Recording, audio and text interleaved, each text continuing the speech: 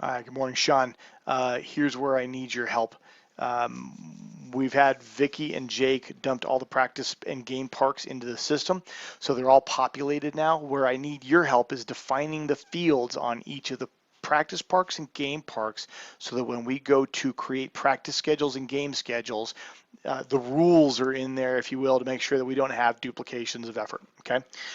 So in terms of the practice parks, we need to go through each of these practice parks and define the fields. Now, what we call a field, I'm kind of defining as a slot, a space, if you will.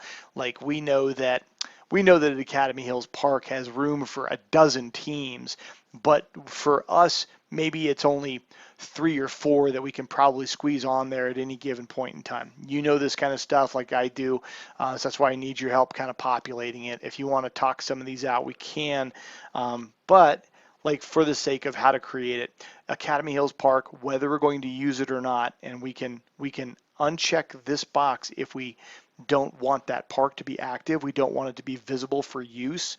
Okay, but it's in there. So we'll call it active just for the sake of like how to do this. So you pick your park, you click edit fields, and again, we're doing this one as a practice park. We'll do the same thing for game park, but it's a little more defined. So for us, we're going to add a field. We'll call it field 1.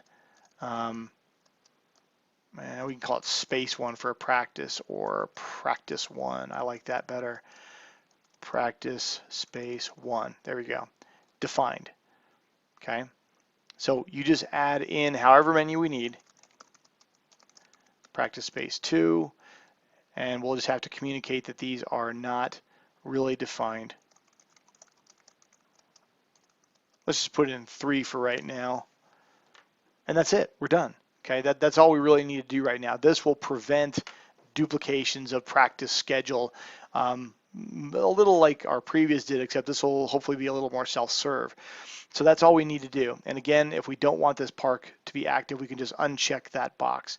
So if you could go through the list of parks and kind of define, that doesn't need to be active. Let's take that one off. But then define how many fields are on each park and whether or not that park should be active or not. If you can do that for me, that would be fantastic. If you can't do that, please let me know so I can try and grab somebody else that has the time and the ability to do it. This one's going to become pretty critical pretty quick as we roll into training and we start defining practice parks. I'm still trying to figure out the process, but this is a piece of it that has to be done before we can take the next step. I really appreciate your help. Call me at the desk if you need to, 299-1017. I'm an extension 111. Talk to you soon.